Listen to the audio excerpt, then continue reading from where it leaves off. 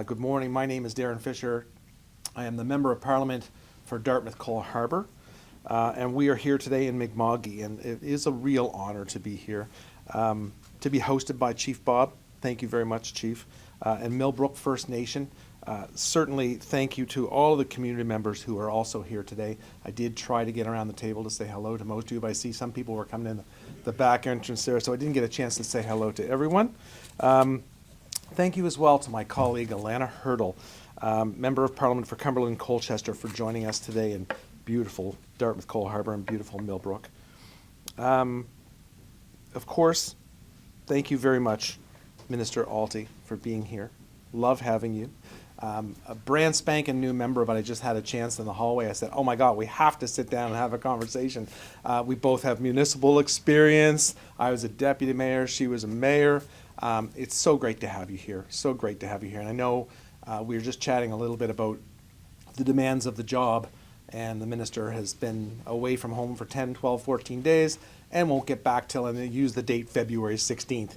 And when you think about that, you know, that's someone that's away from their home in Yellowknife for a month, essentially a month. So certainly thank you very much. You are a new, as I said, a new member of Parliament, a new colleague in Parliament, but certainly not new to advocacy and for representation. So thank you for everything you've done in your past life and what you were doing now and what you will continue to do. And it again is an absolute honor to have you here. As Nova Scotia continues to grow, there are incredible economic opportunities ahead. Chief Bob has worked hard to recognize those opportunities and to deliver real benefits for Millbrook First Nation and for everyone. I feel very honored and very privileged to have the opportunity to work with you, Bob, as always. Growing up here, like many people, you learn about the Halifax explosion and how deeply this side of the harbour was affected. But it wasn't until I was older that I learned more about the Mi'kmaq residents at Hirtle Grove, Tufts Cove, the deep, lasting connection to this land and this place, stewarded by the Mi'kmaq since time immemorial. As plans for Shannon Park move forward, it's becoming clearer than ever that this area represents a truly remarkable opportunity for growth and for prosperity. And that's something you, Chief, have identified for a long time now, and I'm very glad to be here today for some good news that we will hear about from the Minister. But first, we're going to ask Chief Bob to come up and say a few words.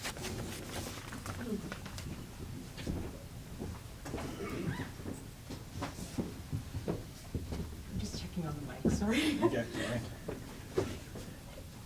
Better.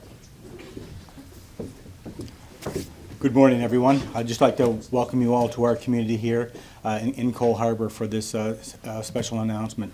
Our community has been working diligently on this project for the last 20 years, so very patiently working on this initiative and working collectively with all different levels of government, from our Halifax HRM, the municipality, to our provincial, to our federal partners, and to all our partners that we work with within government in this project, from ISK to Canada Lands into our community. Just to acknowledge a number of individuals that made this all possible. We go back about more than 20 years ago. The previous economic development officer, Lloyd Johnson, was instrumental in this project because when he brought the information to our community, when the surplus lands was being decommissioned by DND, that's when it started. Brought it to us, and working with the previous chief, Lawrence Powell. This was a project where we really wanted to be a part of, because when you look at, as Darren mentioned in regards to the Halifax explosion back in 1917, our community members resided in that location back at that time. So that's the connection to the land that we have. Every December 6th, in Shannon Park, there is a memorial that is done by a number of our community members and residents every December 6th. So put that in your calendar, December 6th at 8 a.m. There's always annual a memorial service that's provided within our community for those residents that we've lost during the Halifax explosion back in 1917. From that onwards, there has been a number of community members that have been relocated to Millbrook, Sheet Harbour, Beaver Dam, and throughout. So and from their families. So there's a deep connection to the history of Turtle Grove that we're reconnecting with. Our partners that we worked with, Canada Lands, in regards to these initiatives, bringing everybody together in this initiative is very instrumental. Our current economic development team that works with us today and work with all our partners has made this possible as well. So we've been persistent and continuous to work on this development.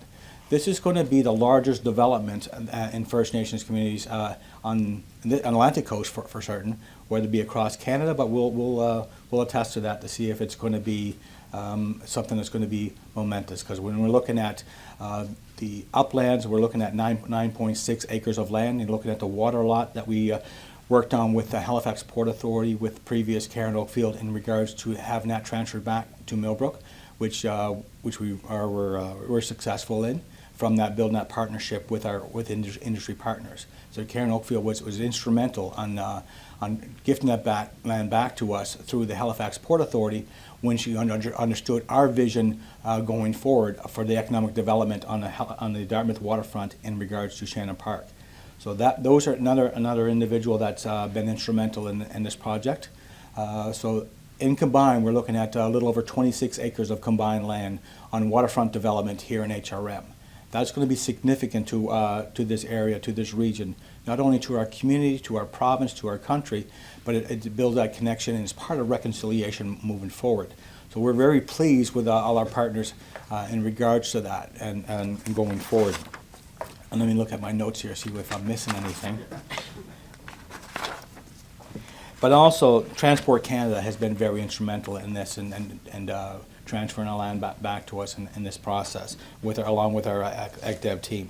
So this project is going to be really significant and a benefit to our communities because as our community has been always striving on building that relationship and working with economic development and being the keystone of our success going forward.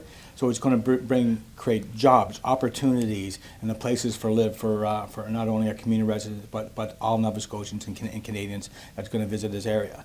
So working with Canada Lands and sharing their vision with our vision, this is going to be a combined with our development in excess of about approximately 1,000 housing units that we plan to build in this. That's going to be used for economic purposes within our community.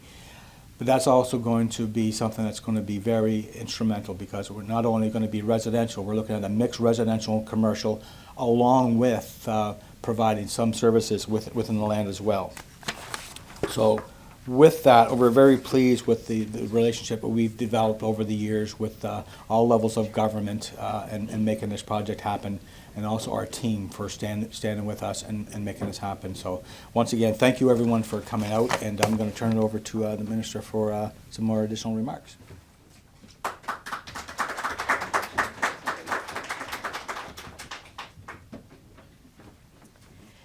Thank you so much, and good morning and almost good afternoon, everyone. Let me begin by thanking Millbrook First Nation Chief Bob Gloade and Council. Thank you very much, and all community members who are here today for the warm welcome to Dartmouth. Of course, it's also a great pleasure to be here alongside my colleagues, Darren Fisher, Member of Parliament for Dartmouth, Alana Hirtle, Member of Parliament for Cumberland and Colchester, and Jaime Batiste, the Parliamentary Secretary for Crown-Indigenous Relations, sends his regrets. Unfortunately, he wasn't able to join us this morning. As mentioned, I've been elected since April, but it's been a pleasure to get to know my colleagues more and more, and their fierce advocacy for the region and for all of Nova Scotia is greatly appreciated. We have such a big country, just my riding alone, I represent the Northwest Territories. It's 1/6 of Canada. That's France, Spain, and Portugal all put together. And then throw on my minister hat, and that's 600 First Nations, Métis governments, and Inuit governments across the country. So really appreciate my colleagues for making sure that I've got that local knowledge and pushing files. I'd also like to thank staff who have joined us today. We've got Indigenous Services Canada. Additions to Reserve is that partnership. And as Chief mentioned, it's really that that whole of government approach, the Canada Lands, Transport Canada, everybody working together to make sure this project is a success. As mentioned, my name's Rebecca Alty. I'm the Member of Parliament for the Northwest Territories. I was born and raised and still have a home in Yellowknife whenever I can make it there. That's Chief Jaige's territory, Treaty 8 territory, home of the Yellowknives Dene First Nation. Today we're gathered to recognize an important milestone, the Tufts Cove addition to reserve. This addition of 17 acres of land includes a water lot to the Millbrook First Nation. But I know this day, as Chief mentioned, has been a long time coming, and it's one of my priorities as Minister to accelerate these processes moving forward. It's been made possible thanks to the years of tireless work and advocacy by Chief Bob and the Millbrook First Nation. I also want to acknowledge the cooperation of other levels of government, including the City of Halifax, who helped make today possible. This really is a testament to the incredible work that can be done when we all work together. The addition, as mentioned, will open new opportunities for the Millbrook First Nation, opportunities to plan, to grow, and to invest in the future. And when I think about the potential at Tufts Cove, as the Chief just mentioned, the new homes that will rise here, the businesses that will take root here, it's clear these opportunities will bring real benefit to the nation, as well as to the community and the region and Canada. That's the power of the additions to reserve. It's the practical, forward-looking tools that can help us build prosperity. Prosperity for Indigenous communities, and ultimately for all Canadians. As a government, we recognize that for far too long, First Nations across the country have had to struggle to reclaim what was unfairly taken from them. Land, culture, and the ability to make important decisions for yourself. While we can't change the past, we can choose to act with integrity in the present, and in doing so, help build a stronger, more united, and more just Canada for all. As the Prime Minister recently said at our cabinet retreat in Quebec City, our differences, honestly acknowledged and respectfully navigated, are a source of strength. Real progress and real results come from steady, practical work done in partnership and grounded in respect. And it's that kind of work, rooted in partnership and respect, that brought us here today and will guide the future stages of development. Because at the end of the day, recognizing these lands as Millbrook First Nations lands isn't just about addressing the wrongs of the past, it's about building a stronger future. And I'm proud to say that since I became Minister, we've finalized 36 additions to reserve with First Nations across the country, totaling approximately 17,720 acres. That's about 70 square kilometers, an area slightly larger than Dartmouth. And nearly 25% of these additions to reserve have been in the Atlantic region. With this additional lands at Tufts Cove, Millbrook First Nation will have even greater opportunity to shape its future in the way that they determine. Whether that's building new homes or gathering spaces, advancing economic development, or creating new opportunities for community members. Today is about land, but it's also about trust, partnership, and the future we build together. Once again, I want to thank Millbrook First Nation and everyone who helped along the way to make this day possible. I look forward to coming back in as close to as possible to see the new homes, to see the families, to see the young people, to see the community here all gathered. So with that, thank you, merci, masicho, and I'll now turn things over to Alana.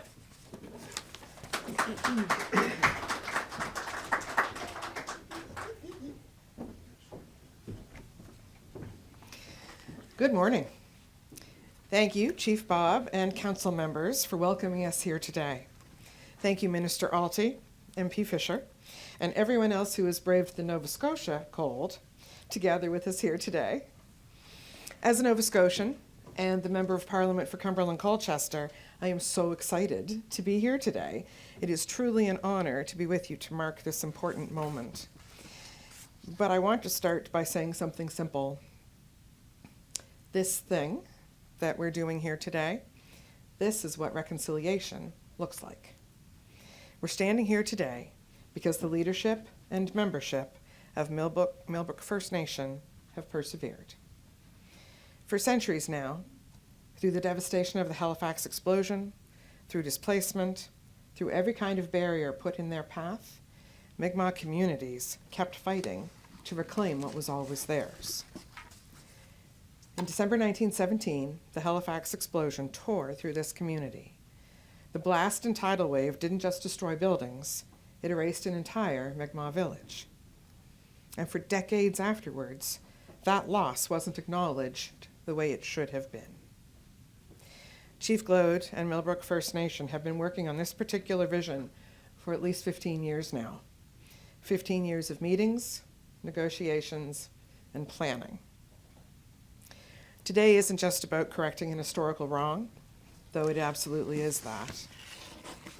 Today is about creating something that could be transformational for generations to come, for Millbrook and settler communities in Halifax, Dartmouth, and across the entire region.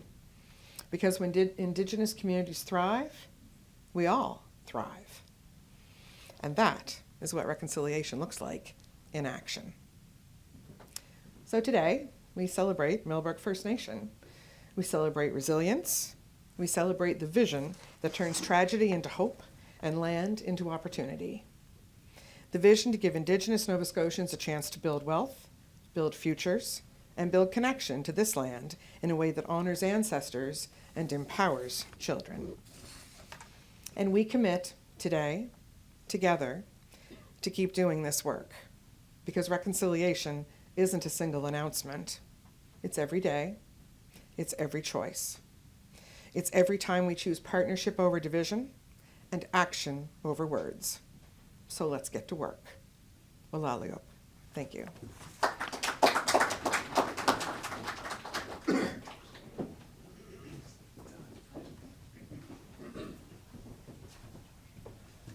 Thank you so much, Alana. Thank you, Minister Alty. Thank you, Chief Gloade. Thank you all for being here today. That ends the formal part of our announcements. Working to right this wrong, to formally recognize these 7 hectares, as Millbrook First Nation has been, as Alana has said, as the Minister has said, and as Bob said, been a long time coming. Chief, I'm truly excited to see what becomes of this incredible opportunity.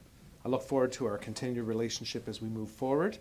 This brings, as I said, an end to the formal announcement, so we will have a Q&A session with our Minister, our Chief, and our MP. And I think, is it Greg that's going to run that? Yep, okay. Greg's the jack of all trades. The jack of all Gregs. The jack of all Gregs. So oh, sorry.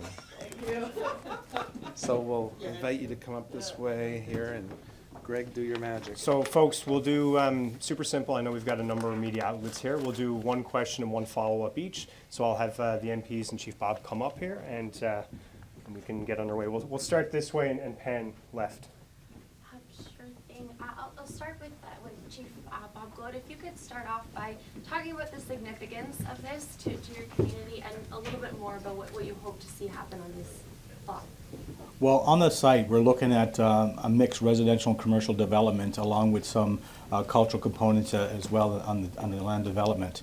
When we're, from our planning stages, working with Canada Lands with our team, we're looking at a mixed commercial residential development, which is going to be now in today's terms in excess of probably about $500 million investment within in this area, and doing it one project at a time and doing the development. First step is looking at working with Canada Lands in regards to building the access road into the property, and then proceeding to the development of the water lot, doing the infilling. So over the time and over our planning, what we plan on doing is doing a mixture of mixed commercial residential development on the site. Thank you. And a question for Minister Alty next. Minister, there are First Nations in New Brunswick that are calling on the provincial government and Ottawa to help them establish Indigenous-led policing agencies after an RCMP officer shot and killed a man in Nipawtuk last week. I'm wondering if this is something you're in support of and how the federal government can support those efforts. Yeah, thanks for the question. So I am meeting with the Atlantic, the Policy Congress. the Atlantic Policy Congress tomorrow to discuss that, and I'll bring that back to Minister Andesangri, who's the Minister of Public Safety, and I know he is working to set up a meeting with the chiefs as well to discuss the issue. Minister, maybe you just stay there. I want to ask you, if you mentioned during your remarks that one of the things you're trying to do is speed up this process. So I wonder if you could talk about what you're going to do to try to do that. And then when you've done that, I wonder if you could tell me, please, what the government is doing currently to support folks who are in Saskatchewan, and whether or not you are planning to move forward with permanent relocation of that community as has been requested by successive leadership. Okay, thank you. So on the additions to reserve question, it actually began before I was appointed minister, and so the department had been doing a variety of engagement with leadership across the country to determine, what's working, what's not, and how can we accelerate it together. And so really seeking that feedback from leadership directly. And I was also in working with the department, really making sure that we look at from start to finish, what are the steps? Are there steps that need to be done before the addition to reserve, or are there steps that could be taken after? So really looking at all the policy and regulation tools that we have and finding ways to streamline that. On your second question, if we can just take that one separately, I'll get back to you on that one. Sure. Yeah. Okay. Chief Bob, can you just speak to the water lot is not an insignificant portion of this, and I think I heard you say that there's going to be some infilling plan. Is the plan to infill as much of that as you can for development, or are you also thinking about, perhaps a marina development or some other type of water-related economic development there? Yeah, we've been working with Halifax Port Authority and HRM in regards to this, and Canada Lands in regards to the infilling of the water lot. The water lot in itself is about 17.6 acres of the development along the front. When you look at the map and behind me, we're at Turtle Grove next to the site, because our Millbrook's land is the land that runs along the waterfront. This provides additional acreage to our development. When we work with Halifax Port Authority, it's outside. It's not inside the navigable water, so it's considered shallow. So it's at the highest point. It's 4 meters deep. So it's not very deep. So that's why Halifax Port Authority was not interested, because it would have to be totally dredged, and but it made more sense for us to, and that's why we partner with Halifax Port Authority to infill it. To provide those opportunities, and then we also work with the other government departments in regards to looking at offsets in regards to that infilling of that harbour, because it is very shallow, and it's, like I said, it's very shallow. At the highest point is probably about 4 meters, so it's very so that's why there was not a lot of interest in that for a marina development. However, on the point, closer to the outside, we've had discussions with HRM, with Metro Transit, and possibly a ferry service in previous years. Is that still a possibility of looking at providing a ferry service? Also, we had discussions with Urban Shipyard in regards to transporting employees back and forth across on a shuttle service to avoid the bridge traffic. So we've been working with other partners to looking at how we can speed up and rectify transporting people by water through the Metro Transit, through the ferry service terminal, and also through Urban Shipyard. Thanks. I know we're just at the announcement phase of this today. What kind of a timeline do you anticipate before this project starts to progress? Well, we would have been a lot further along if COVID didn't interrupt and slowed the process down. Not slowed the process, because we would have had a lot further along. But our plan is we're beginning the process now, working with Canada Lands, and start doing the development this year in regards to development of the access road. And if you look at the map, that we've been working with Canada Lands, there's access road that goes into the site, which is 1A, and then looking at further development. So, and then from that, once we have access to the roads, then we can look at providing the infilling in regards to the water lot. So in addition to the infilling, there's lots of trees in this area. Do you envision having to cut anything down, or you want to preserve as much sort of the nature side of this as you can? On our property, like we're looking at on the uplands, you're looking at 9.6 acres. So there's not a lot of trees and development that are there. This area was previously worked on doing a decommissioning and a clearing back when we worked with closely with Dexter's Construction in regards to that, and clearing up the But a lot of the homes are high-rise, multi-residential, so there's not a lot of trees that are on that property. But we have been working with Canada Lands and working with our partners in regards to looking at further development of this property. And can you speak to a bit more how long this process has been underway and what it needs to get here today? I've only been on council for 26 years, so it predates me. And from our predecessor, because Lloyd Johnson worked for the band for 40 years. So this has been something that's been ongoing and something that we continuously had discussions on over the years. So early onset, when I was a councillor and prior to my 14 years as chief, I worked on this with Lloyd as another council member. So it's been slow and steady. But the thing is that, and persistence, and working with our partners, and working with government to make this all happen. Since 2017, that's when things started to really change, when we started to look at speeding things up in regards to the development. Slow and steady. Yeah. Slow anyway. Yeah. Is there time for more? We can do one last one, sure. One last one. Another question for Minister Alty. There's been a provincial crackdown on cannabis dispensaries, and many have criticized our provincial government for interfering with police to target First Nations people. I'm wondering what you make of this from your perspective as a federal minister. Yeah, as it is the provincial issue, that's where we have meetings with First Nations, Métis, Inuit governments across the country to hear concerns, and we do raise them with our provincial colleagues. And if it is an issue related to the RCMP, then of course that's the federal issue, and then I bring those concerns to the Minister of Public Safety. Okay, and if I could have one quick more, the RCMP Commissioner, regarding this incident in New Brunswick, Chief of Victor has also called for the RCMP Commissioner to acknowledge systemic racism within that policing agency. Is that something you think the RCMP Commissioner should do?